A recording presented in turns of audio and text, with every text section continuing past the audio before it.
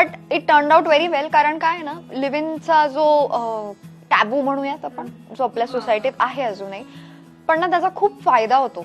कारण म्हणजे चला, आमच्याकडे तर फॅमिली होती, सगळंच होतं, त्याच्यामुळे मला तर उलट जास्त त्यांना समजून घेता आलं आणि त्यांनाही मी कळले की मी कशी आहे, मी कशी राहते, माझं काय माझ्या पद्धती आहेत, सवयी आहेत, सगळंच कळलं.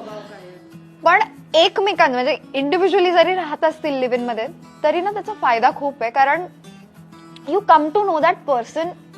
असं भेटणं बाहेर आपण खूप छान भेटू, जसं आता म्हणजे आपण भेटतोय तर आपण बाबा छानच बोलणार आपण, का Y will show our own real colours. Exactly. तर ते होत नाही. पण ते एकत्र राहिल्यामुळे ना तुम्हाला आधीच कळून जाते की व्यक्ती ऍक्च्युली कशी आहे, आणि त्याचा खरंच फायदा होतो. म्हणजे काही नाही तर आय थिंक ओव्हरऑल कम्पॅटेबिलिटी कळते. So it's not bad. किंवा तुम्हाला माहिती पाहिजे what boundaries you want to set, you can set. त्याला काही हे नाहीये.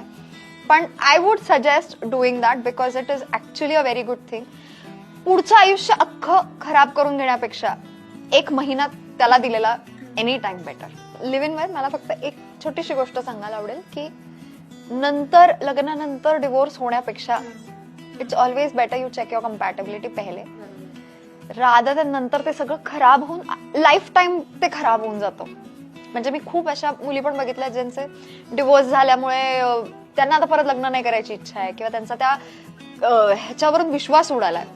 तर rather than going for something that is going to तुमची लाईफ चेंज करणार आहे, त्याच्यापेक्षा एक छोटासा प्रयोग म्हणूयात आपण, छोटासा प्रयोग आधीच करून बघा.